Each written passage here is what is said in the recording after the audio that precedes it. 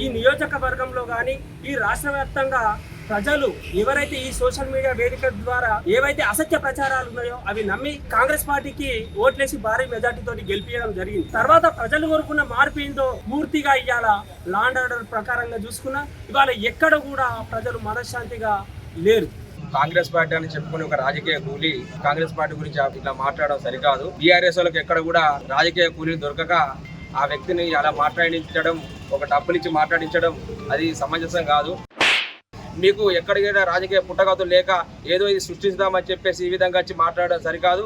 చెన్నూరులో BRS పార్టీలో ఉన్నప్పుడు కూడా సాయంత్రం అయితే గందరగోళానికి గురై జనాలు కూడా షాపులు మూసుకునే పరిస్థితి ఎదురైంది.